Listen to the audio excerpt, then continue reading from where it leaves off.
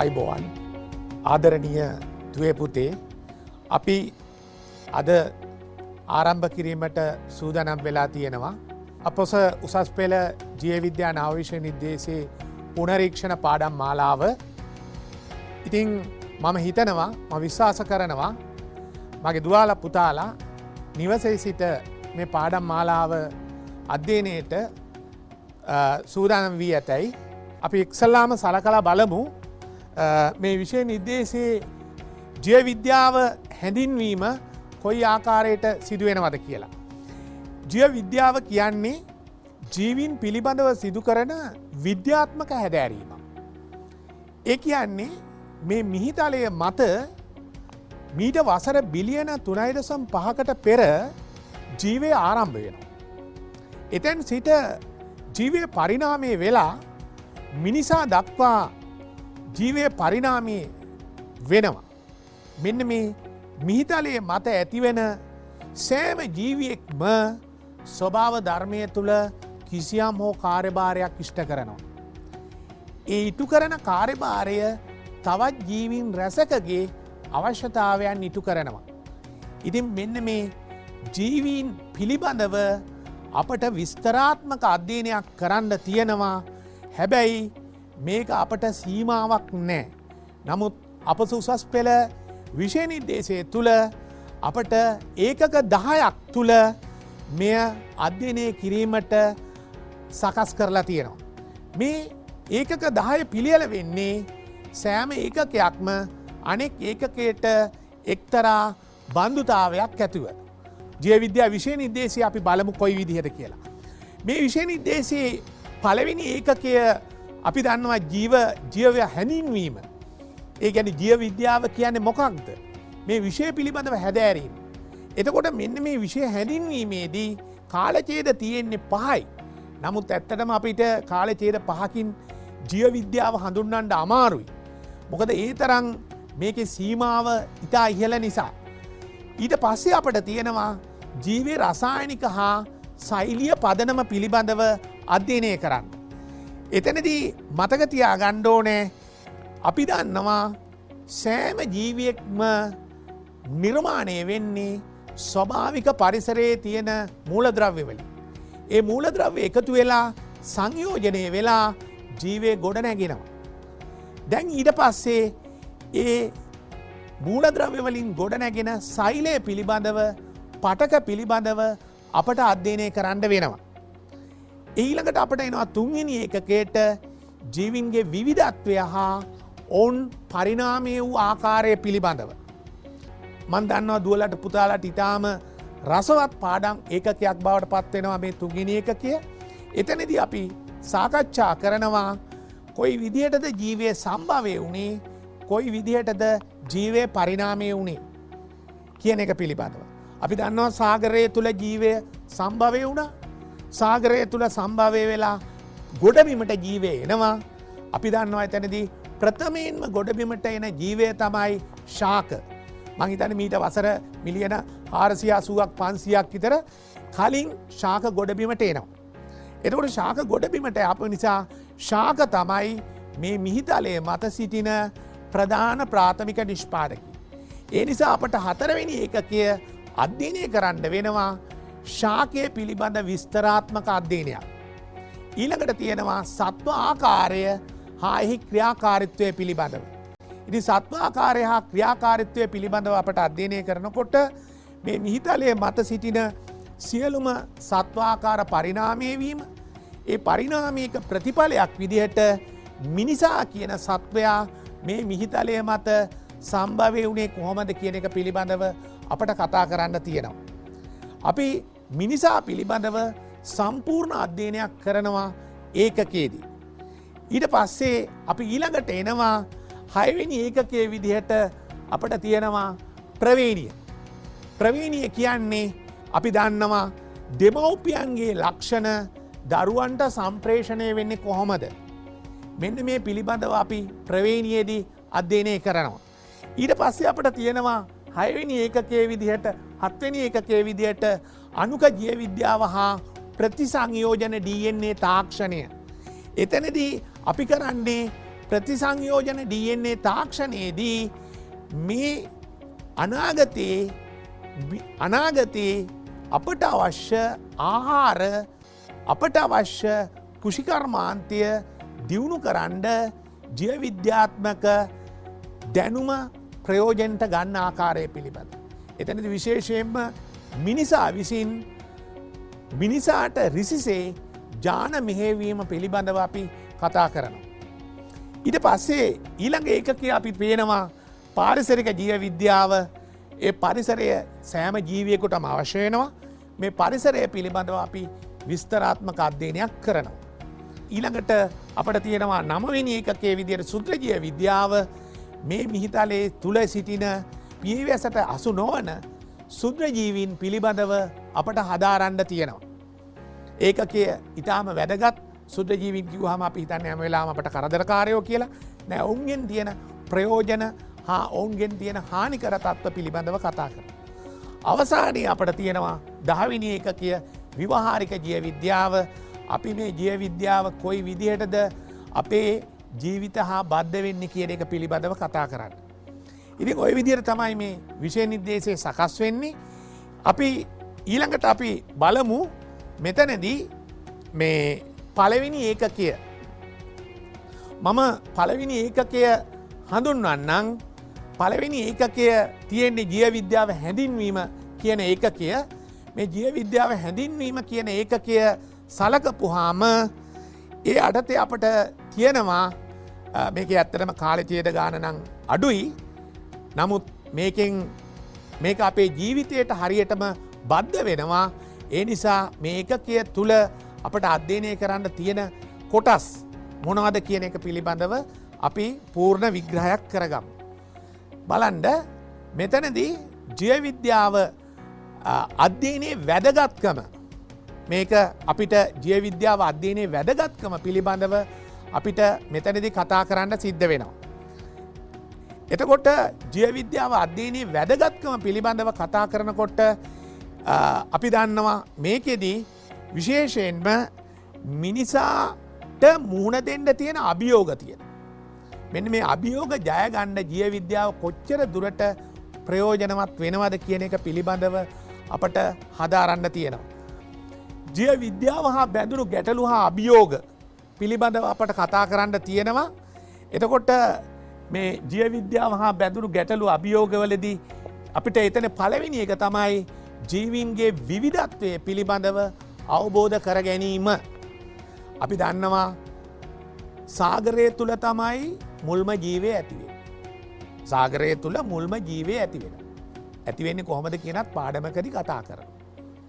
ඒ ඇති වෙලා සාගරය තුල කොයි ආකාරයට ජීවය පරිණාමය වෙනවා. එතකොට ආරම්භක ජීවය වසර බිලියන 3.5කට පෙර ඇති වෙලා අද වෙනකොට ජෛව විවිධත්වය විශේෂ මිලියන 100කට ආසන්න සංඛ්‍යාවක් ඉන්නවා. මෙන්න මේ පිළිබඳව අධ්‍යයනය ජීව විද්‍යාඥයින්ට ගැටලුවක් වෙලා තියෙනවා. ඔන්න පළවෙනි ප්‍රශ්නය ගැටලුව. දෙවෙනි එක අපි බලමු ස්වභාවික සම්පත් හා පරිසර තිරසාර භාවිතය කළමනාකරණය. අපි දන්නවා ස්වභාවික සම්පතක් අර්ථ දක්වන එක. මේක නිතරම අපි දකිනවා ප්‍රශ්නපත්‍රවල දුවදරුවන්ගෙන් අහනවා ස්වභාවික සම්පත් කියන්නේ මොනවද කියලා.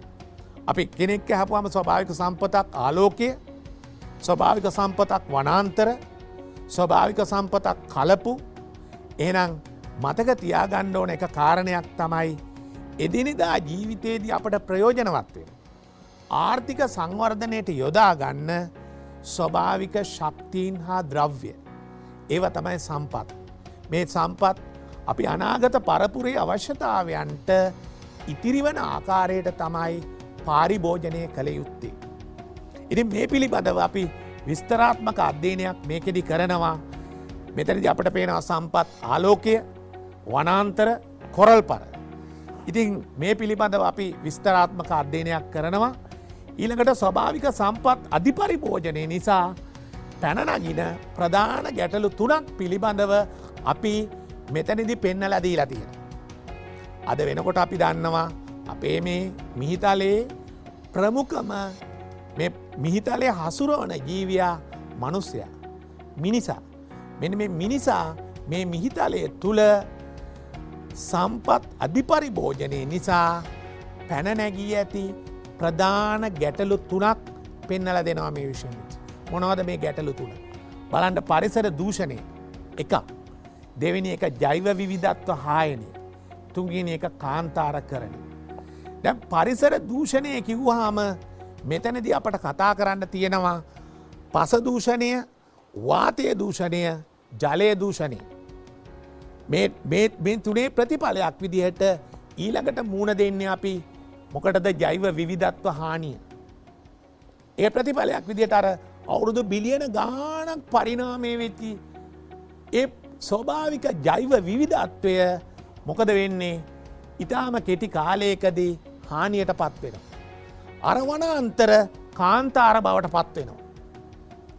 හරි අද අපි ජීවිද්‍යාඥයෝ කතා කරන්න කාන්තාර කරන. වනාන්තර කාන්තාරම. කවදාවත් කියනවාද වනාන්තර කරණය කියලා. වනාන්තර කරණයක් ගැන කතා කරන්නේ. කාන්තාර කරන වනාන්තර කාන්තාර බවට පත්වේ. මගේ දුවාලා පුතාල දන්නවා මේ අද මිහිතලේම මිනිසාගේ ක්‍රියාකාරකම් සියල්ලම නවත්තලා. ලෝකයේම මිනිස් ක්‍රියාකාරකම් නවත්තලා තියෙන්නේ ජීව විද්‍යාත්මක අපි එදා ඉඳන් කතා කරපු ජීව විද්‍යාත්මක ගැටලුවක්. එදා අපි පාඩන්වලදි කිව්වා මේ පරිසරය අපි ආරක්ෂා කරන්න ඕනේ, ස්වභාව ධර්මය ආරක්ෂා කරන්න ඕනේ, ස්වභාව ධර්මයට එරෙහිව මිනිස් ක්‍රියාකාරකම් කරන්න එපා කියලා අපි දුවලට පුතාලට එදා ඉඳන් ඉගැන්වුවා. ඉගැන්වේ කවදා හෝ මනුස්සයා මේ පරිසරයට යම් බලපෑමක් කළොත් ස්වභාව ධර්මය අපට පෙරලා පහර දෙනවා. අද මේ වසංගත ව්‍යසනයට මුණ දෙන්නේ එක. මේ වෛරසය අපේ ඇහැටවත් පේන්නේ. ඉලෙක්ට්‍රෝන අන්වීක්ෂයෙන් බලන්න පුළුවන්. එතකොට ඇහැටවත් පේන්නේ නැති මේ ආසාධක අංශුවක් ජීවියකුත් නෙමෙයි. ආසාධක අංශුවකට පුළුවන් උඩු ගොයන යන ප්ලේන් නවත්තන්න. මුහුද යන නැව් නවත්තන්න. මහා මාර්ගවල වාහන නවත්තන්න. මිනිස්සු ගෙවල් වල තියන්න. හැබැයි මේ බලපෑම ඇති කරලා තියෙන්නේ ස්වභාව ධර්මයට එරෙහිව හිටපු මනුස්සයට විතරයි. මනුස්සයෙකුට පාරේ යන්න නම් පර්මිට් එකක් ඕන. ඇඳිරි නීති. නමුත් සනසතුන් ඕන් නිදහසේ. ඇයි වනසතුන්ට මේ බලපෑම නැද්ද? මේ වෛරසය බලපාන්නේ නැද්ද? බලපාන්නේ. වනසතුන්ට බලපාන්නේ. මොකද වනසතුන් පරිසරයට අභියෝග කළේ නැහැ. ඔවුන් පරිසරයක ජීවත් වුණා. ඒ නිසා වනසතුන්ට කිසිම බලපෑමක් නැහැ.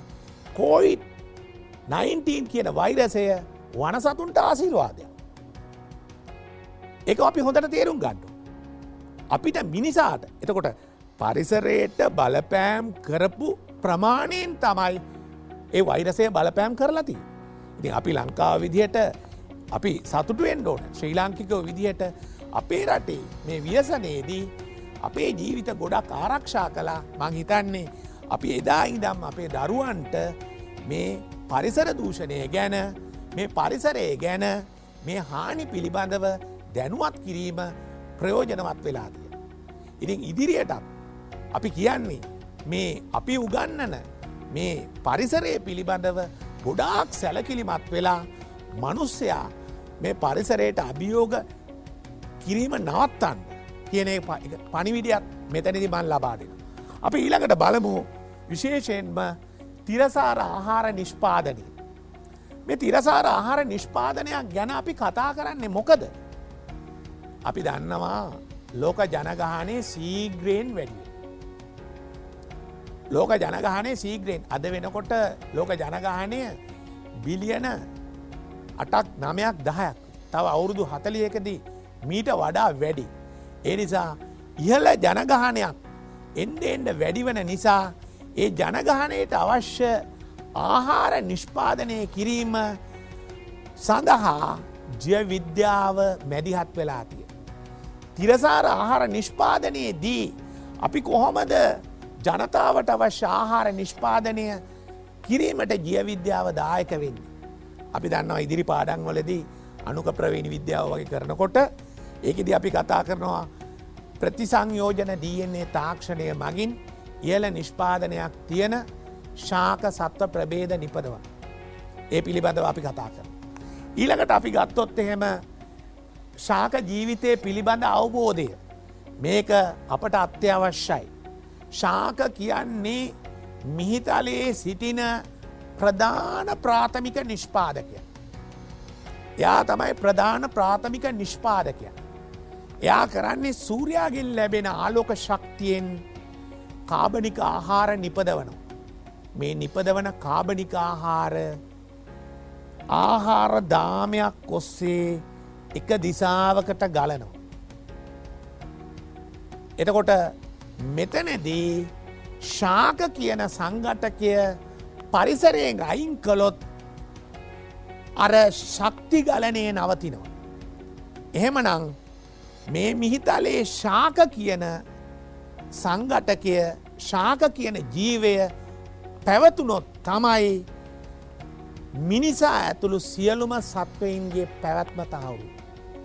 අපි දන්නවා සියලුම ජීවීන් ඍජුව හෝ අනියම් ආකාරයෙන් ශාක මතය යැපෙනවා.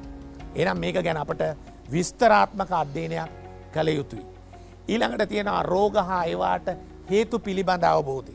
අද වර්තමානයේ මුළු ලෝකයේම මුහුණ දීලා තියෙන ව්‍යසනයට ප්‍රධාන හේතුවක් තමයි ඒක බෝන රෝගයක්. බෝනෝන රෝග තියෙනවා බෝන රෝගයක්. මෙන්න මේ බෝන රෝග මේවට පිළියම් සොයන්න වෙන කවර විද්‍යාවකටවත් බෑ. ඒකට කරන්නේ ජීව විද්‍යාව තමයි ඒකට මැදිහත් වෙලා තියෙන්නේ. ඉතින් ඒ හින්දා මේ පිළිබඳව අපට කියනවා විස්තරාත්මක අධ්‍යයනයක්. දැන් මෙතන අපි කතා කරලා තියෙන පිළිකා, හෘදයාබාධ, නිදන්ගත වකුගඩු රෝග, බෝනෝන රෝග. නමුත් දැන් අපට ඉදිරියේදී තියෙනවා බෝන රෝග. ඉතින් මිනිසා තවදුරටත් මේ දැන් බෝන රෝග අපට තියෙනවා. ඒවා පිළිබඳවත් අපට විස්තරාත්මක අධ්‍යයනයක් කරන්න තියෙනවා. ඊළඟට මේ COVID-19 කියන වෛරසය ඉතින් අපි ඇත්තටම මේ පිළිබඳ සැලකිලි උනේ නැත්තම් එහෙම COVID-2021-22 ඒ වගේ වෛරසත් ඉදිරියේදී එන්න පුළුවන්.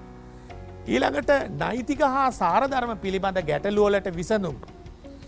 ඒකෙදී අපි දන්නවා කිසියම් අපරාධයක් කිසියම් දූෂණයක් වුණොත් ඒවා සොයා බැලීමේදී විමර්ශනය කිරීමේදී ජීව විද්‍යාත්මක සංකල්ප ප්‍රයෝජනවත් කරලා තියෙනවා අධිකරණ කටයුතුවල. අපි දන්නවා සමහර අපරාධවල ඒ අපරාධ කරපු පුද්ගලයන් ස්වාගනීමට ඇසින්දුටු සාක්ෂි නෑ.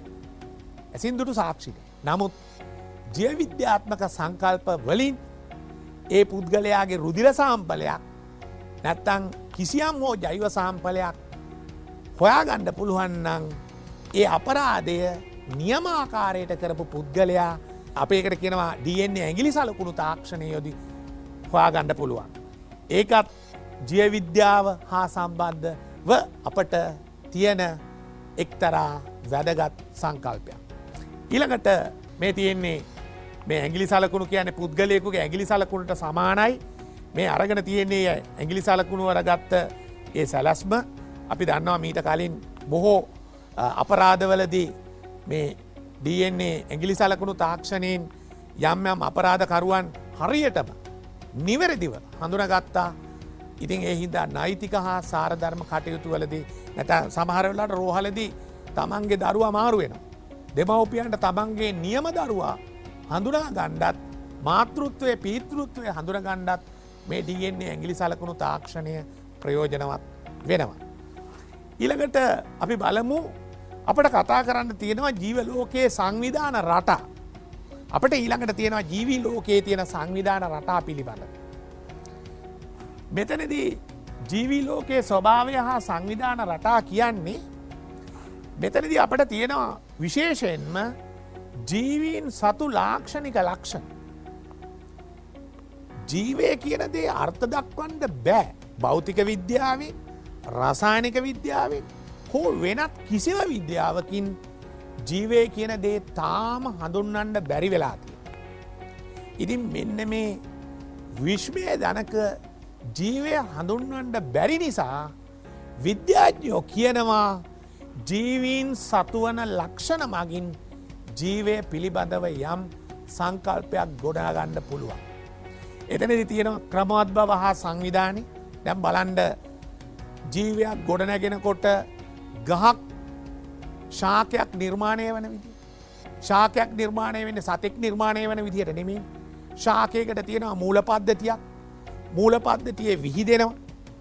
මූල පද්ධතියේ ජලය අවශෝෂණය කරනවා, khනිජ අවශෝෂණය කරනවා, උපස්තරයට සම්බන්ධ කරනවා. කඳක් තියෙනවා, පත්‍ර තියෙනවා, ප්‍රභා සංශ්ලේෂණය කරනවා. අන්න ඒක තමයි ක්‍රමවත් බව සංවිධානය. ඊළඟට සත්වයක් නිර්මාණය කරනවා. මිනිස්සෙක් නිර්මාණය කරනවා. එතකොට මිනිස්සෙක් මේක තමයි ක්‍රමවත් බව හා සංවිධානය. ජීවීන් සතු ඊළඟ ලක්ෂණය තමයි පරිවෘතිය. සෑම ජීවියෙක් තුළම පරිවෘතියක් තියෙනවා. සෑම ජීවියෙක් තුළම බැක්ටීරියාවලක් තියෙනවා. දිලීරවලක් තියෙනවා. ශාකවලක් තියෙනවා, සතුන්ගෙත් තියෙනවා. පරිවෘතිය කියන්නේ උදාහරණයක් ශාක ප්‍රභා සංශ්ලේෂණය කරලා ආහාර නිෂ්පාදනය. ඒක පරිවෘතියක්. අපි අපේ වකුගඩුවල රුධිරය පෙරිලා මුත්‍ර හැදෙනවා, පරිවෘතියක්. ඉතින් හැම ජීවියෙක් තුළම පරිවෘතිය අපට දකින්න තියෙනවා. ඊළඟට වර්ධනය හා විකසනය. දැන් මේ මම දන්නවා දුවලා පුතාලා ප්‍රශ්න පත්‍ර බලනකොට අපිට පේනවා, අපි දකිනවා. මොකද ඇත්තටම මම මේ කතා කරන්නේ අත්දැකීම්. අවුරුදු ගාණක් ප්‍රශ්න පත්‍ර බලලා ලැබුණු අත්දැකීම් වලින්. ජීවීන් සතු ලක්ෂණ කිව්වම ළමයි ලියනවා වර්ධනය විතරයි ලියන්නේ. සමහර ප්‍රශ්න පත්‍ර වල තියෙනවා විකසනය විතරයි තියෙන්නේ. ඉතින් ඒ නිසා මතක තියාගන්න වර්ධනය විකසනය දෙකම එකට යන එකක්. වර්ධනය විකසනය දෙකම එකට යන එකක්. මොකද වර්ධනය කියන්නේ ජීවියෙකුගේ වියලිබරෙහි අප්‍රතිවර්ත ලෙස වැඩිවීමක්. විකසනය කියන්නේ ජීවිත කාලය තුළ අප්‍රතිවර්ත වෙනස් වීමක්. දැන් අපි හිතමු වර්ධනය විතරක් කියලා. ඩිම්බයක් සුක්‍රාණුවක් සංසේචනය වෙලා යුක්තාණුවක් හැදෙනවා. යුක්තාණුව සෛල බෙදිලා බෝලයක් හැදෙනවා. හිතන්නකො වොලිබෝලයක් වගේ. ඔන්න ජීවයක් හැදෙනවා වොලිබෝලයක් වගේ. හැබැයි වර්ධනය විතරයි. කෝ විකසනයක්? කෝ ඇස් දෙකක්? කෝ මොලයක්? කෝ හෘදයක්? ඒ හින්දා වර්ධනයත් විකසනයත් දෙකම අනුගාමී ක්‍රියාවලි දෙකක්. ඉතින් මගේ දුවල පුතාලා ප්‍රශ්න වලට උත්තර ලියනකොට වර්ධනය හා විකසනය. සමහරු ලියනවා විකසනය හා වර්ධනය. විකසනය වෙලා වර්ධනයක් වෙන්න බෑනේ. ඒ හින්දා මේකට පැහැදිලිව පිළිතුරු ඔන්න ලියන එක පිළිබඳව මම ඔයාලට කතා කරනවා. ඊළඟට තියෙනවා ජීවීන් සතු ලක්ෂණයේ උද්දීපතාවය හා සමායෝජනය. උද්දීපතාවය කියන එක සියලුම ජීවීන් නිරූපණය කරනවා. උද්දීපතාවය කියන එක අපි සියලුම ජීවීන් නිරූපණය කරනවා. පරිසරයේ ඇති වෙන උත්තේජවලට ප්‍රතිචාර දක්වන. ඒක තමයි උද්දීපතාව. හරි? පරිසරයේ ඇති වෙන උත්තේජවලට ප්‍රතිචාර දක්වන. එතකොට උත්තේජය ලබා ගන්න ප්‍රතිග්‍රාහකයාත් කාරකයාත් අතර තියෙන සංනිවේදනය තමයි සමායෝජනය. දැන් උදාහරණයක් ගමු. මම ඇවිදගෙන යනවා. කටුවක් ඇනෙනවා. කටුව ඇනෙනකොට මම කකුල උස්සනවා. එතකොට මේක තමයි උද්දීපතාවය හා සමායෝජනය. මේක තමයි උද්දීපතාවය හා සමායෝජනය. කටුව ඇනෙනවා, කකුල උස්සනවා. එතකොට උද්දීපතාවය සමායෝජනය නිසා තමයි කකුල ඉස්සුවේ. ඒ සංනිවේදනයට තමයි සමායෝජනය කියලා අපි කියන්නේ. නිකන් උද්දීපතාවය කිව්වට ලකුණු හම්බෙන්නේ නැහැ. ප්‍රජනනය. ප්‍රජනනය කියන්නේ ජනකීන් නව පරම්පරා ඇති කිරීම. තම ජීවයේ අඛණ්ඩතාවය පවත්වා ගන්න ජීවීන් ප්‍රජනනය කරනවාමයි. ජීවයේ අඛණ්ඩතාවය පවත්වා ගැනීමට සියලුම ජීවීන් ප්‍රජනනය කරනවා. බැක්ටීරියා ප්‍රජනනය කරනවා. දිලීර ප්‍රජනනය කරනවා. සියලුම ශාක සතුන් ප්‍රජනනය කරනවා. දැන් අවසානයේදී අපට ලැබෙනවා සාරාංශය. අපි මේ සාරාංශයේදී අපි මෙතන කතා කරනවා ජීවයේ යන සංකල්පය අර්ථ දක්වන්න අපට අමාරුයි. මේ නිසා අපි එය සත්ත්ව විද්‍යාව, උද්භිද විද්‍යාව, සුද්ධ ජීව විද්‍යාව කියලා ශාඛා තුනකට බෙදලා අපි අධ්‍යයනය කරනවා. ඒ ශාඛා තුන යටතේ තියෙනවා අපට සෛල විද්‍යාව, පටක විද්‍යාව, ඕ ආකාරයට කොටස්. අවසානයේදී මතක තියාගන්න ඕනේ අපි මෙන්න මේ විෂය අධ්‍යයනය කරලා අනාගතයේ තාම නූපන් පරම්පරාවන් උදෙසාත් මේ මිහිතලය ජීවය සඳහා පවත්තගෙන යන්න. මනුස්්‍යයා මේ ස්වභාව ධර්මය හසුරුවන්න හොඳනේ. මනුස්්‍යයා මේ ස්වභාව ධර්මය හැසිරීමට ගියොත් තමයි ස්වභාව ධර්මය අපට එක කෙනෙහිලිකං කර. අපි දන්නවා නායෑම් සිදුවෙනවා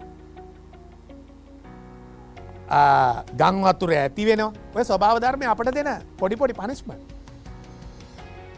එතකොට අපිට දුන්නා එක කාලෙකදී මුහද ගොඩ ගැලුව සුනාන් ඒ ස්වභාව ධර්මයෙන් අපට දෙන දේවා. ඉතින් අපි පොඩිපොඩි ඒ පොඩි කෙනිත්ති පොඩ්ඩක් අපට ස්වභාව ධර්මයෙන් කොනිත්තලා කියනවා බල දඟලන්ඩ එපා මේ ස්වභාව ධර්මයට එරෙහි වෙන්ඩ එපා. හැබැයි මිනිසා තවදුරටත් මේ කරගෙන යන මේ ජීවවිද්‍යාත්මක නැත්තං මේ අපි හඳුන්නල දෙන මේ සංකල්ප මිනිස්සු තේරුම් ගත්තේ නැත්තං පරිසරයට කරන බලපෑම් නැති. බලපෑම් මෙතනින් එහාට නැවැත්වේ නැත්තං අනාගතයේදී මනුස්සයා උස්සල පොලේ ගහනවා ස්වභාවධර්ම. ඒ නිසා අපි හැමවෙලාම ජීවවිද්‍යා සංකල්ප මූලධර්ම තුළ අපි ජීවත්වෙන්ඩ සූදනම් වෙන්න. මේක විභාග සමත්වීම උදෙසාමත් නෙමේ. පෘතුවය මත මිහිතලය මත ජීවේ පැවැත්මට මේ විෂය කොටස් විෂය සන්ධාරණය අපට අවශ්‍ය වෙන. ඒ නිසා මගේ දුවල පුතාලා මේවා උත්තරලිවීම ප්‍රමාණක් නෙමෙයි ප්‍රායෝගික යථාර්ථයක් බවටත් පත්කර ගැනීම අවශ්‍ය වෙනවා. එහෙමනම් අපි පළවෙනි එකකයට අදාළව අපි කතා කරලා අවසානයි මූලික පුනරීක්ෂණ කොටස අපට ඊළඟට තියෙනවා දෙවෙනි එකකිය තියෙන්නේ ජීවේ රසායනික හා සෛලිය පදනම ඒකෙදී පළමුුවෙන්ම ජීවේ සෛලිය පදනම කියන මාතෘකාව යටතේ අදාළ පාඩම් මාලාව කරගෙන යන්නේ ප්‍රවීණ ජීවවිද්‍යාචාරවරයෙක් වන රුවංගනස. බොහොම ස්තුතියි.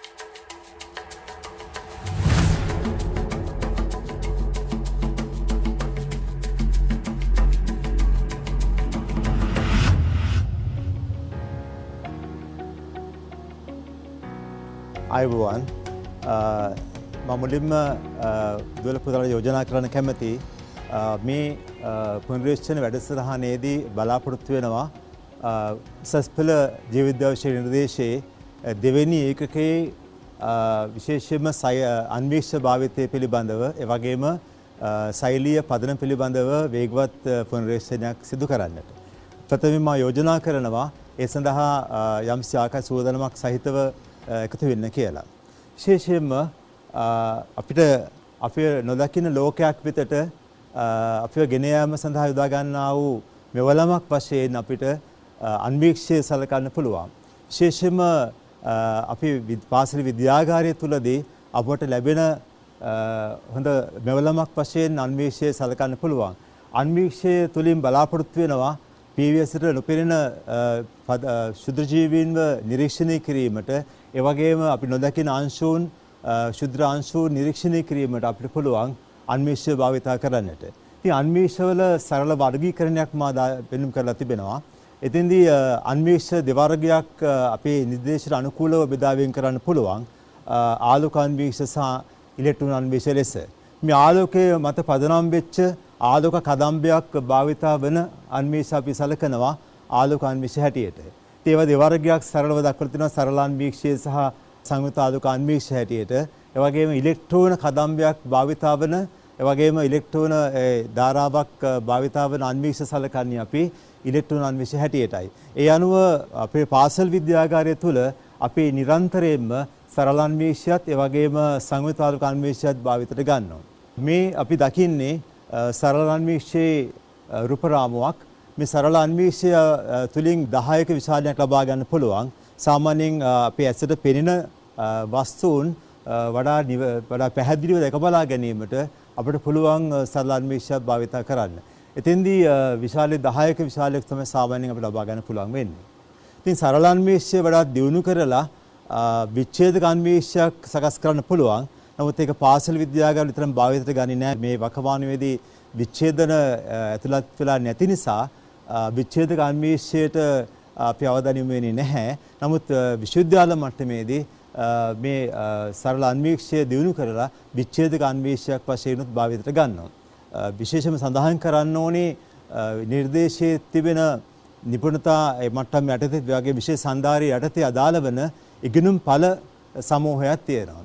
ඒ ඉගෙනුම් ඵල 7ක් අදාළ වෙනවා මේ අන්වීක්ෂ භාවිතය හා සම්බන්ධව. ඒ ඉගෙනුම් ඵල වලින් ප්‍රශ්න සකස් කරලා තියෙනවා. අපිට මේ ප්‍රශ්න තුලින් වඩා පැහැදිලි පරිශ්‍රණයක් කරන්න පුළුවන්කම ලැබෙනවා. ඉතින් ප්‍රශ්නාංක 1 ජීව විද්‍යාවේදී අන්වීක්ෂ භාවිතයේ ඇති වැදගත්කම සඳහන් කරන්න කියලා ප්‍රශ්න දීලා තියෙන්නේ. ඉතින් අතන අපි දන්නවා විශේෂයෙන්ම ශුද්‍ර ජීවීන්ව නිරීක්ෂණය කරන්න. පීවීඑස්ෙන් පෙරෙන්නේ නැති ජීවීන්ව නිරීක්ෂණය කරන්න අපට අන්වීක්ෂය වැදගත් වෙනවා. ඒ වගේම ශෛල විද්‍යාවේ දියුණුව රඳා පවතින්නේ අන්වීක්ෂ අධ්‍යයනයේ මත. දැන් අන්වීක්ෂවල පැහැදිලි සංකල්ප දෙකක් භාවිතයට ගන්නවා විශාලනය සහ විවේදන බලය කියලා. මොකද විශාලනය කියලා කියන්නේ? කිසියම් වස්තුවක ප්‍රතිබිම්බය ඒ වස්තුවේ සත්‍ය ප්‍රමාණයට දක්වන අනුපාතය. සංයුක්ත ආලෝක අන්වීක්ෂයේ විශාලනය සාමාන්‍ය 1000කට ලබා ගන්න පුළුවන්. ඒ වගේම විවේදන බලය කියලා අපි සලකන්නේ එකිනෙක ආසන්නයේ පවතින ලක්ෂ දෙකක් වෙන් කර ගැනීමේදී තිබිය යුතු අවම දුර. ඉතින් මේ විවේදන බලය මත තමයි අන්වීක්ෂයක විශාලනය පවරඳා පවතින්නේ. ඒ වගේම විවේදන බලය තීරණය වෙනවා තරංග ආයමයේ අනුව. ඉතින් විවේදන බලය සහ තරංග අතර සම්බන්ධතාවයක් තියෙනවා. ඒ ප්‍රතිලෝම සම්බන්ධතාවයක් තියෙන්නේ. ඉතින් සාර්ථක අන්වීක්ෂයක වැඩි විශාලනයක් වගේම වැඩි විවේදන බලයක් අපි අපේක්ෂා කරනවා. විවේදන හැකියාව වැඩි වෙලා තියෙන්නට ඕනේ. දැන් මා කැමති අපි අවධානය යොමු කරන්නට පාසල් විද්‍යාගාරයේ භාවිතා වන සංයුක්ත ආලෝක අන්වීක්ෂය පිළිබඳව. මේ සංයුක්ත අන්වීක්ෂයේ විශේෂයෙන්ම කොටස් පිළිබඳව අපිට මන අවබෝධයක් තියෙන්නට ඕනේ. විශේෂයෙන්ම මේ අන්වීක්ෂයක වැදගත්ම කාච පද්ධති දෙකක් තිබෙනවා. මේ තියෙන උපනිත කාච පද්ධතිය, ඒ වගේම අවනිත රඳවණයකට සම්බන්ධ කරපු අවනිත තුනක් පවතිනවා. ඒ අවනිත සහ උපනිත තමයි අදාළ වෙන කාච පද්ධති දෙක. ඒ වගේම දල සීරු මාරුකයක් තියෙනවා. දල සීරු මාරුව තියෙනවා. ඒ වගේ සියුම් සීරු මාරුව තියෙනවා. ඒ අනුව අපිට වඩා හොඳ ප්‍රතිබිම්බයක් ලබා ගන්න පුළුවන්. විශේෂයෙන්ම දර්පණයක් මගින් ආලෝකය ලබා ගන්න පුළුවන්. එහෙම නැත්නම් විදුලි බල්බයකින් ආලෝකය ලබා ගන්න පුළුවන්. මෙතෙන්ද අපි දර්පණයකින් තමයි ආලෝකය ලබා ගන්නට මේ සකස් වෙලා තියෙන්නේ. විශේෂයෙන් දර්පණයේ දෙපැත්තක් පවතිනවා. තල දර්පණ පැත්ත ඒ වගේම අවතල පැත්ත. සාමාන්‍ය විසිරි ආලෝකයක් තිබෙනවා නම් අඩු ආලෝක තත්ත්වයක් තිබෙනවා නම් පුළුවන් මෙන්න මේ අවතල දර්පණය භාවිතා කරන්න. ඒ වගේම දැඩි ආලෝක තත්ත්වයක් තිබෙනවා නම් අපි වඩා සාර්ථකයි සුදුසු වෙනවා මෙන්න මේ තල දර්පණය භාවිතා කරන එක. විශේෂයෙන්ම ආලෝකය ගමන් කරන්නේ කදම්බේ ගමන් කරන්නේ මෙතන සංගණීකර කාචයක් තියෙන ඒ හරහා වේදිකාව තුලින් අවනිත හරහා උපනිත තුලින් තමයි ආලෝකය අපේ ඇස වෙත ළඟා වෙන්නේ. විශේෂයෙන්ම මේ දලසිරු මාරුව අපි දක්ෂිනාවර්තව මෙම කරකැවීමේදී දේහනලය එසවෙනවා. ඒ වගේ වාමාවර්ත කරකැවීමේදී දේහනලය පහළට යොමු වෙනවා. වඩා පැහැදිලි ප්‍රතිබිම්බයක් ලබා ගැනීමට අපිට සිරු මාරුව යොදා ගන්න පුළුවන්. විශේෂයෙන්ම දැන් අපි බලමු අන්වීක්ෂය කොටස් විශේෂයෙන්ම 1992 වර්ෂයේදී විභාග ප්‍රශ්න පත්‍රයේ ලැබුණු ප්‍රශ්නයක් අපි සලකා බලමු. විශේෂයෙන්ම A B C D E F G කියලා කොටස් නම් වෙලා තියෙනවා. අපිට පැහැදිලි A කියන්නේ කුමක්ද? A කියන්නේ උපනිත කාච පද්ධතිය. B කියලා සලකලා තියෙන්නේ දලසිරු මාරුව. ඒ වගේම C සිරු මාරුව. ඒ වගේම D දර්පණය E වලින් සංගණීකරණ කාචය දක්වලා තියෙනවා. තාරා ප්‍රාචීරය කියන්න පුළුවන්. F කියන්නේ වේදිකාව. G කියන්නේ අවනිතක් තිබෙනවා අධිබල අවනිත. ඒ වගේම H කියලා කියන්නේ අවනිත රඳවණය. ඉතින් මේ කොටස් පිළිබඳව අපිට මන අවබෝධයක් තිබිය යුතු වෙනවා. විශේෂයෙන්ම ප්‍රශ්න පත්‍රවල වරින් වර මේ අන්වීක්ෂය කොටස් නම් කිරීම සහ ඒ සලකා බැලීම සිදු වෙලා තියෙනවා. දැන් ඔබට ප්‍රශ්නයක් ලබා දෙන්න කැමති කල්පනා කරන්න. මම හිතනවා මේ රූපරාම දෙක Tamanට යම් ආකාරයක පුරුදුකමක් තියෙනවා. විශේෂයෙන්ම මේ A රූපය සහ B රූපය දැන් මෙතන පෙන්නලා තියෙනවා අන්වීක්ෂ දෙකක්. ඒ අන්වීක්ෂ දෙක හඳුනගන්න කියලා මම යෝජනා කරන්නේ. සුළු වෙලාවක් දෙන්න මම කැමති මේ A සහ B කියන අන්වීක්ෂ දෙක වෙන් කර හඳුනගන්න. දැන් කොහොමද වෙන් කරගන්නේ අන්වීක්ෂ දෙක? මේ A අන්වීක්ෂය මේක ඉලෙක්ට්‍රෝන අන්වීක්ෂයක්. ඒක ඉලෙක්ට්‍රෝන කදම්බය නිදර්ශකය තුලින් ගමන් කරනවා ඒ පහළ ප්‍රදේශයට. ඒ වගේම මේ B අන්වීක්ෂයේ ඉලෙක්ට්‍රෝන අන්වීක්ෂයේ වස්තුව මතට පතිත වෙලා ඒ අනතුරු තමයි ප්‍රක්ෂේපණය වෙන්නේ. ඒ අනුව ඒ අන්වීක්ෂය සලකන්න පුළුවන් සම්ප්‍රේෂණ ඉලෙක්ට්‍රෝන අන්වීක්ෂයේ හැටියට B අන්වීක්ෂය සලකන්න පුළුවන් පරිලෝකන ඉලෙක්ට්‍රෝන අන්වීක්ෂයේ හැටියට. ඉතින් මේ අන්වීක්ෂ දෙකේම පොදු ලක්ෂණ ගැන අවබෝධයක් තියෙන්න ඕනේ. මේ දෙකේම රිත්ත මාධ්‍යයක් ඇතුලේ පවතින්නේ. ඒ වගේම ඉලෙක්ට්‍රෝන කදම්බයක් ගමන් කරනවා. ඒ වගේම විද්‍යුත් චුම්බක වලින් තමයි මේ විවේදන බලය තීරණය කරන්නේ. ඒ වගේම ඉලෙක්ට්‍රෝන අන්වීක්ෂ වල දුර්වලතාවයක් තියෙනවා. ඒ තමයි සජීවතාවයෙන් නිදර්ශක දැක බලා ගන්න බෑ. ඒක ලොකු අඩුපාඩුවක්. විශේෂම සෛල විභාජනය වගේ අඛණ්ඩ ක්‍රියාකාරීත්වයක් ඇත්තටම මේකෙන් අධ්‍යයනය කරන්න අමාරුයි. කොටස් වශයෙන් ගන්න පුළුවන්. නමුත් අර ආලෝක සංවිතාත්මක අන්වීක්ෂයේ තියෙන වාසිය ඒ ලබා ගන්න බැරි වෙනවා. විශේෂයෙන්ම සංවිධානක අන්වීක්ෂයත් තුළින් පුළුවන් අඛණ්ඩව ක්‍රියාකාරීත්වයක් නිරීක්ෂණය කරන්න. ඉතින් දැන් තවත් ප්‍රශ්නයක් ලබා දීලා තියෙනවා ආලෝක අන්වීක්ෂ සහ වගේම ඉලෙක්ට්‍රෝන අන්වීක්ෂ අතර වෙනස. ඉතින් මේක වෙනස්කම් සරලව සලකා බලමු. ආලෝක අන්වීක්ෂයේ විදුලි කාච භාවිතා වෙනවා. ඒ වගේම ප්‍රබල විදුලි චුම්බක භාවිතා වෙනවා ඉලෙක්ට්‍රෝන අන්වීක්ෂවල. ඒ වගේම ආලෝක අන්වීක්ෂයේ ප්‍රතිබිම්බ පියවැසින් නිරීක්ෂණය කිරීමේ හැකියාව ලැබෙනවා. නමුත් ඉලෙක්ට්‍රෝන අන්වීක්ෂයක තීරයක් මත තමයි අපි නිරීක්ෂණය කරන්නේ ප්‍රතිබිම්බය. ඒ වගේම වර්ණ ගැන්වීමක් අපේක්ෂා කරනවා ආලෝක අන්වීක්ෂවලදී විශේෂයෙන්ම සංවිධාන අන්වීක්ෂයේදී අපි නිදර්ශකය මෙතිලියම් බ්ලූ වලින් හරි නැත්නම් සැෆ්‍රනින් නැත්නම් ඇන්ලින් සල්ෆේට් වගේ වර්ණකයකින් වර්ණ ගැනීම අවශ්‍ය වෙනවා. ඩයි වර්ගයක් භාවිතා වෙනවා. නමුත් විශේෂයෙන්ම බැරලෝහ වලින් තමයි වර්ණවත් කරන්නේ ඉලෙක්ට්‍රෝන අන්වීක්ෂයේදී. ඉතින් ඒ වගේම ස්වභාවික වර්ණ නිරීක්ෂණය කරන්න පුළුවන් සංවිධාන අන්වීක්ෂයත් තුළින්. නමුත් නිදර්ශකයේ ඇති ස්වභාවික තත්ත්වය දැක බලා ගන්න බෑ. කළුසුදු ඡායාරූපයක් වශයෙන් තමයි අපිට ඉලෙක්ට්‍රෝන අන්වීක්ෂයේදී ප්‍රතිබිම්බය දකින්න ලැබෙන්නේ. ඒ වගේම විශාලනයේ සාපේක්ෂව අඩුයි. ආලෝකාන්වේෂයේ විශාලට සාපේක්ෂව වැඩි වගේ වැඩි වේදන සීමාවක් කර යන්න පුළුවන් ඉලෙක්ට්‍රෝනාන්වේෂය තුළින්.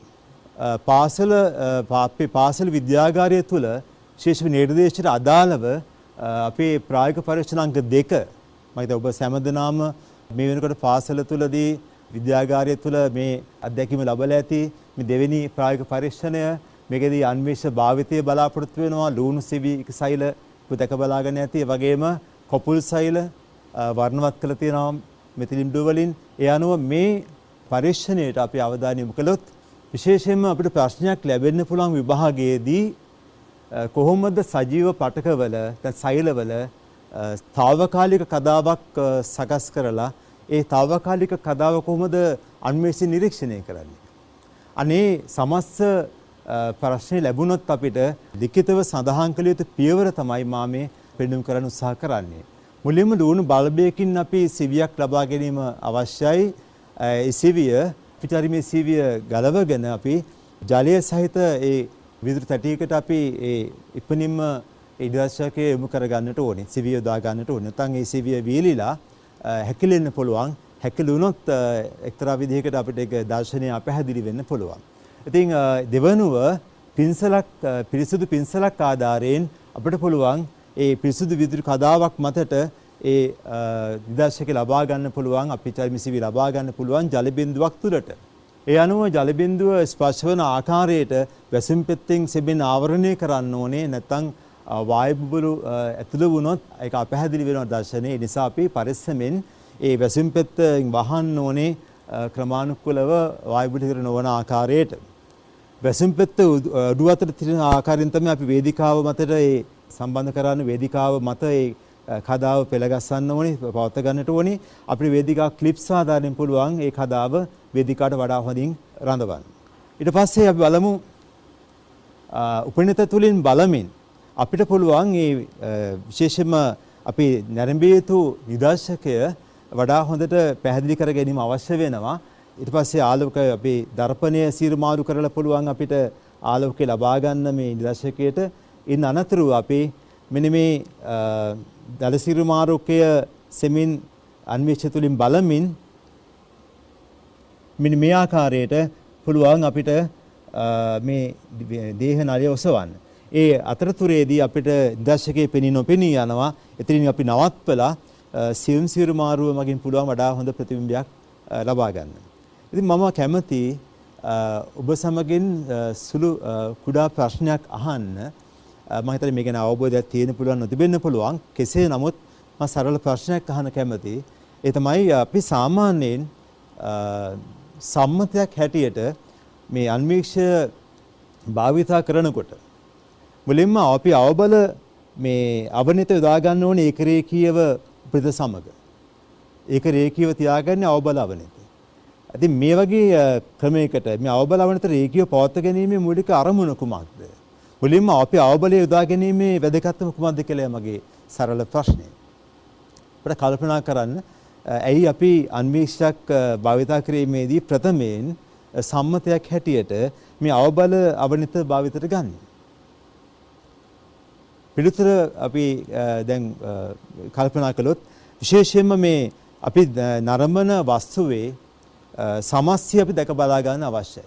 ඒ සමස්තය දැක බලා ගැනීම සඳහා අපිට පුළුල් පරාසයකට යන්න වෙන වැඩි අවකාශයක් දැක බලා ගැනීම අවශ්‍යයි. ඒ නිසා අපි සම්මතයක් හැටියට ඒ අදාළ නිදර්ශකයේ සමස්තය දැක බලා ගැනීමට අපි ප්‍රථමයෙන්ම භාවිතා කළ යුතු වන්නේ අවබල අවනිතයි. පොඩි අගයීමකට මම කැමති අවධානය යොමු කරන්න. දැන් ඔබ සැමට යම් අවබෝධයක් ලැබුණා මේ අන්වීක්ෂ පිළිබඳව. අපිට ලැබුණු ප්‍රශ්නයක් 2019 අපි ගිය අවුරුද්දේ ප්‍රශ්න බලමු. අපිට ලැබිලා තියෙනවා අන්වීක්ෂ භාවිතය යටතේ බහුවර්ණ ප්‍රශ්නයක් 2019 අවුරුද්දේ. අපි බලමු මේ ප්‍රකාශය අරගෙන කොච්චර දෙක වැදගත් වෙනවද කියලා. අපෙන් අහන්නේ නිවැරදි වන්නේ කුමක්ද කියලා. පරිස්සම් වෙන්න ඕනේ. අපිට බහුවර්ණ ප්‍රශ්නයක් දෙනකොට ඒකේ අපිට යොමු කරන වචනයක් තියෙනවා. ඒ තමයි මේ නිවැරදි වන්නේ කියන වචනය. ඉතින් නිවැරදි ප්‍රකාශය දැන් තෝරගන්න අපි උත්සාහ කරනවා. බලන්න පළමු ප්‍රකාශයේ තියෙන ආලෝකාන්වේෂක දෘශ්‍ය ආලෝකය අවිනිත් කාචය තුලින් ගමන් කර ඉන්පසු නිදර්ශකයේ තුලින් ගමන් කරයි කියලා තියෙනවා. මොකද්ද මේ කියන්නේ? මුලින්ම ආලෝකයේ ගමන් කරනවලු අවනිත් කාචය තුලින්. නිදර්ශකයට කලින්. ඒ නිසා අපි තේරුම් ගන්න ඕනේ ප්‍රකාශයේ සාවද ප්‍රකාශයක්. මොකද දර්පණයෙන් එන ආලෝකය ප්‍රථමයෙන් ගමන් කරන්නේ වේදිකාව තුළ තියෙන කාචයේ සංගීත කාචය හරහා ගමන් කරලා පස්සේ නිදර්ශකය හරහා තමයි යන්නේ මේ අවනිත හරහා යන්නේ. නිදර්ශකය තුලින් ගිහිලා අවනිතට එන්නේ. ඒ නිසා පළවෙනි ප්‍රකාශය සාවද ප්‍රකාශයක් වෙනවා.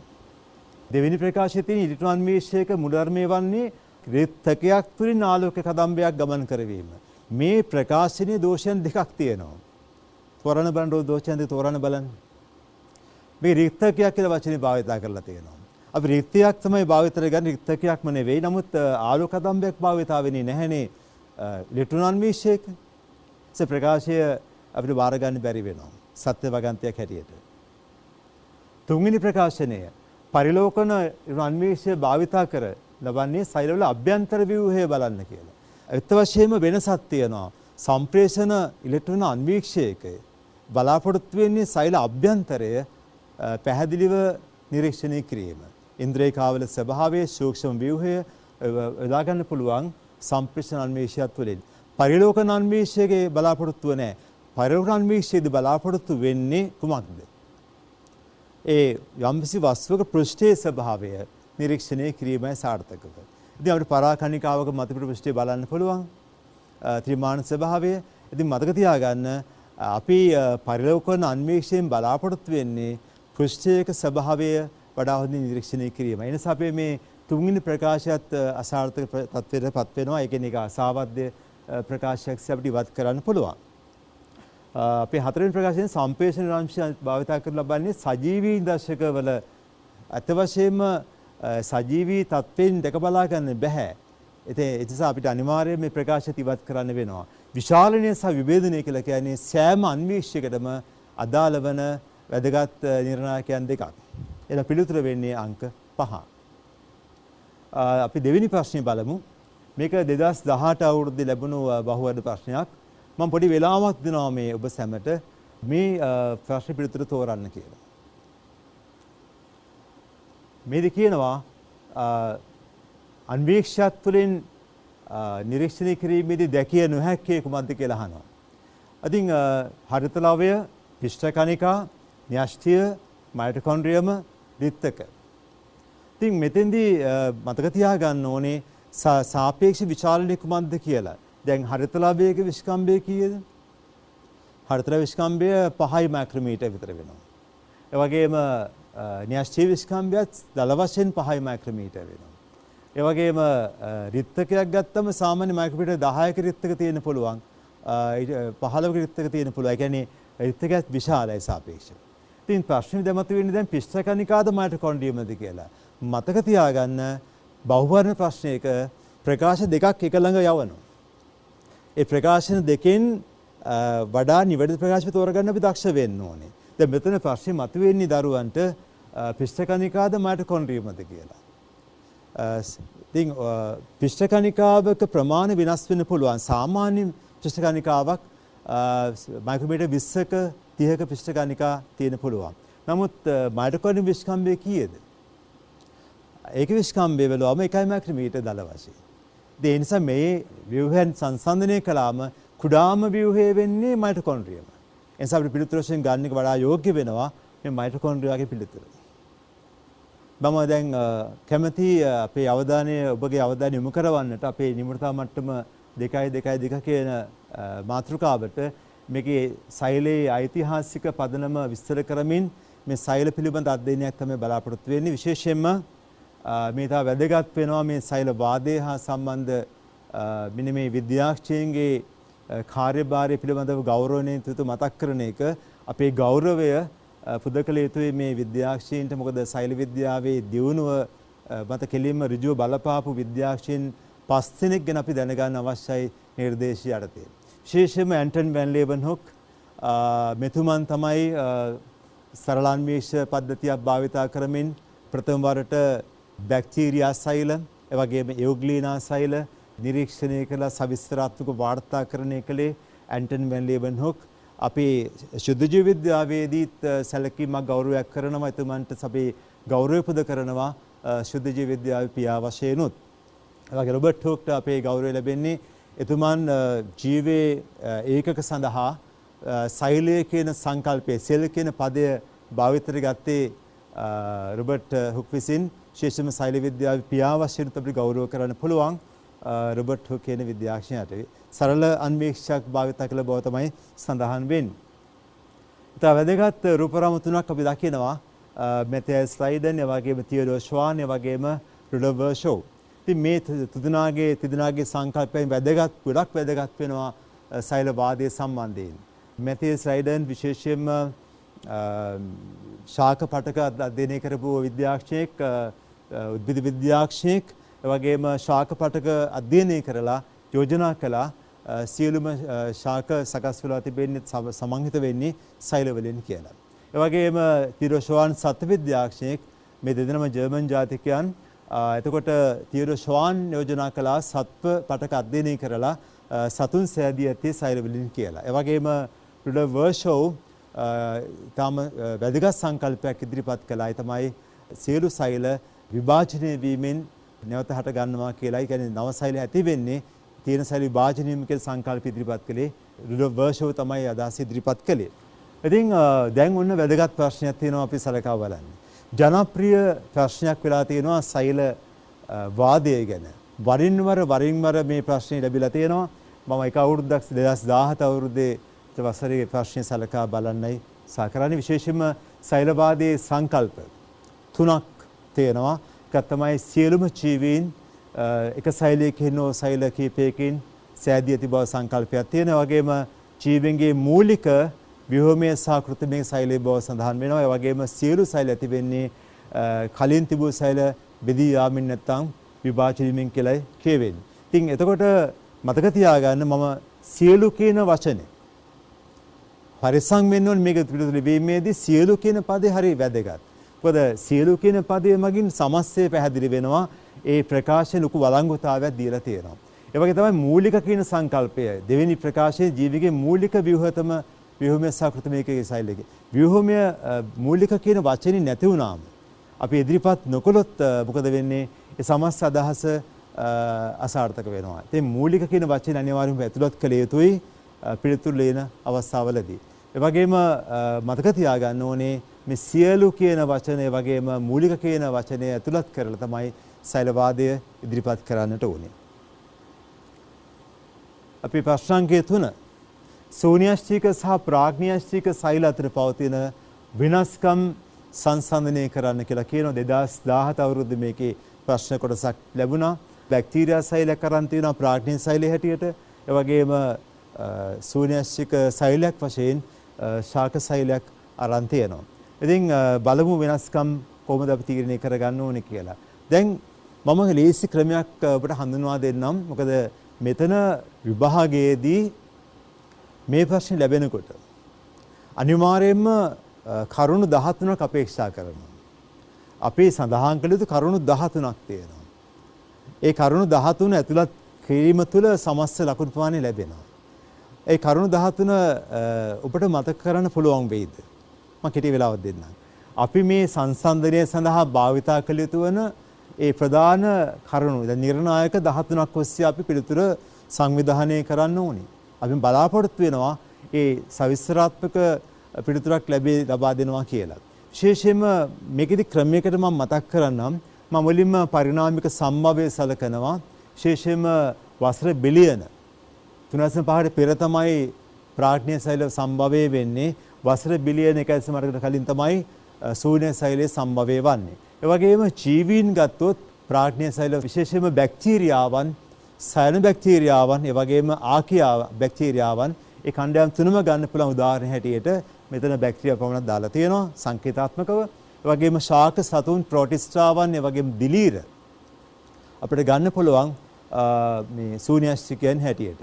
වෙනස තමයි මූලික වශයෙන් න්‍යෂ්ටික සංවිධානයක් සහිත පටලම ඉන්ද්‍රිකාවන් තියෙනවා ශූන්‍යෂ්ටිකයන්ට. ඒ වගේ ප්‍රාග්ඥාෂ්ටිකයන්ට පටලම ඉන්ද්‍රිකාව දකින්නත් නැහැ. වගේම සංවිධාන න්‍යෂ්ටියක් හමු වෙන්නේත් නැහැ. ඉතින් අපි ඒවා සඳහන් කළ යුතු වෙනවා. සරල විභාජන ක්‍රමයක් අනුගමනය වෙනවා ප්‍රාග්ඥාෂ්ටිකයන්ට ද්විඛණ්ඩනය.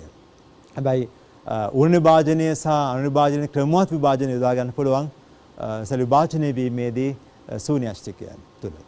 ඉතින් ආකාරය ඒකශෛලික ආකාර ප්‍රධාන වෙනවා. ඒකශෛලික ආකාර නියෝජන ප්‍රාග්ඥාෂ්ටිකයන් තුළ.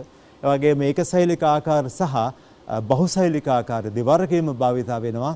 විශේෂයෙන්ම නියෝජනය වෙනවා ශූන්‍යාෂ්ටිකයන් තුළ. ඒ වගේ ප්‍රමාණය ගත්තොත් මයික්‍රෝමීටර් 1.5 අතර විශ්කම්භ පරාසයක් අදාළයි ප්‍රාග්ඥාෂ්ටිකයන්ට. ඒ වගේම 10ත් 100ත් අතර මයික්‍රෝමීටර් විශ්කම්භයක් අදාළ වෙනවා ශූන්‍යාෂ්ටිකයන්ට. ඉතින් කෙටි ක්‍රමයක් මම හඳුන්වා දෙන්නම් මේ ගැන මතක් කිරීමේදී. විශේෂයෙන්ම ක්‍රමයක් හදාගන්න ඕගොල්ලෝ. විශේෂයෙන්ම අපිට ගන්න පුළුවන් පරිණාම සම්භවය, ඒ වගේම ජීවීන් ගැන විභාජනයේ ආකාරය, ප්‍රමාණය. ඊට පස්සේ අපේ සෛල බිත්තිය අපිට මූලික වශයෙන් ගත්තොත් බැක්ටීරියාවන්ගේ සෛල බිත්තිය, විශේෂයෙන්ම බැක්ටීරියා සෛල බිත්තිය සකස් වෙලා තියෙන පෙප්ටිඩෝග්ලයිකෑන් වලින්. ශූන්‍යාෂ්ටික සෛල බිත්තිය සකස් වෙලා තියෙන විශේෂයෙන්ම ශාකවල නම් සෙලියුලෝස් ප්‍රධාන වෙනවා. හෙමිසෙලියුලෝස් තියෙනවා, පෙක්ටින් තියෙනවා. ඒ වගේම දිලීරවල නම් විශේෂයෙන්ම කයිටින් තමයි ප්‍රධාන සංඝටකය වෙන්නේ. ඒ අනුව විවිධත්වයක් තියෙනවා සෛලබිත්ති සංඝටකවල, විශේෂයෙන්ම ශූන්‍යාෂ්ටිකයන්ගේ. කශිකාවන් ගත්තොත් සරල කශිකා, ඒ වගේම ඉතා සිහින් පටු කශිකා තිබෙන්නේ 20 නැනෝමීටර් විස්කම්භයක් දරනවා. සාමාන්‍ය ප්‍රෝටීන සූත්‍රිකාවක් තමයි කශිකා වශයෙන් මේ ප්‍රාග්ඥාෂ්ටිකයන්ගේ නියෝජනය වෙන්නේ. ඒ වගේම ශූන්‍යාෂ්ටිකයන්ට සංවිධානය වෙච්ච කශිකා තිබෙනවා. ශුද්‍ර නාලිකා සහිතව තමයි කශිකා නියෝජනය වෙන්නේ. ඒ වගේම වඩා සංවිධානය වෙච්ච විශාල කශිකා දකින්න පුළුවන් විශ්කම්භ පරාසයක් දීලා තියෙනවා. ඒ අනුව සංසන්දනය කරගන්න පුළුවන් කශිකාවල ස්වභාවය. ප්‍රවේණික ද්‍රව්‍ය ඉතා වැදගත් වෙනවා සෛලය සම්බන්ධයෙන්. ඒ ප්‍රවේණික ද්‍රව්‍යවල වලයාකාර DNA තියෙනවා හිස්ටෝන් නොමැතිව. හිස්ටෝන් තිබෙන්නේ ශූන්‍යාෂ්ටික DNA සමගයි. ඒ අනුව ශූන්‍යාෂ්ටික DNA වල ඇත්තටම සංවිධානය වෙච්ච තත්ත්වයක් තියෙනවා. DNA සමග හිස්ටෝන් සම්බන්ධ වෙලා තමයි ඒ ප්‍රවේණික ද්‍රව්‍ය ක්‍රියාත්මක වෙන්නේ. ඉන්ද්‍රේඛාවන් ගත්තොත් පටල වලින් වට නොවූ ඉන්ද්‍රේඛා තමයි දකින්න ලැබෙන්නේ. විශේෂයෙන්ම පටල වලින් වට වෙච්ච ඉන්ද්‍රේඛා දකින්න පුළුවන් ශූන්‍යාෂ්ටිකයන්ගේ සෛල සංවිධානය තුළ. ඉතින් රයිබෝසෝම වල වෙනසක් තියෙනවා. විතර 70S කියන සංකේතය යොදාගෙන තියෙනවා. සාමාන්‍යයෙන් ඔබ දන්නවද රයිබෝසෝමයකට අපේ රයිබෝසෝමයක් සඳහන් කිරීමේදී ඒකේ 70S නැත්නම් 80S භාවිතා කරනවා. ඉතින් ඒ අනුව ස්වෙඩ්බර්ග්ස් අවසාදන විශේෂම රයිබෝසෝම මේ තැන්පත් වන වේගය අවසාදන වේගය අනුවයි මේ තීරණය වෙන්නේ. මේ 70S කියලා කියන්නේ අවසාදන වේගය ස්පෙඩ්බර්ග් 70ක අවසාදන වේගයක් අදාළ වෙනවා ඒ රයිබෝසෝමට. හැබැයි දෙවර්ගයේම දකින්න හම්බ වෙනවා ශූන්‍යාෂ්ටික සෛලවල. ඉතින් ඊට අමතරව හරිතලබ වලින් ප්‍රභා සංශ්ලේෂණය වෙනවා ශූන්‍යාෂ්ටිකයන්ගේ. ඒ වගේම මයිටොකොන්ඩ්‍රියා තියෙනවා ශ්වසනය සඳහා ශූන්‍යාෂ්ටිකයන්ට. ඒ වගේම නයිට්‍රජන් තිරකිරීමේ හැකියාව තිබෙන්නේ විශේෂයෙන්ම ප්‍රාග්ඥාෂ්ටිකයන්ට අදාළවයි. දෙවෙනි ඒකකයේ යටතේ ඉගෙනුම් රාශියක් ඉපද අවසන් කරගත්තා. ඉතින් නැවත වැඩසටහනකදී අපිට ඉගෙනුම්ඵල නැවත සලකා බලන්න පුළුවන්. විශේෂයෙන්ම ඉතිරි කොටස් ආවරණය කර ගැනීමට නැවත හමු වෙන්න පුළුවන් වැඩසටහනකින්. එතෙක් ඔබට ස්තුතියි.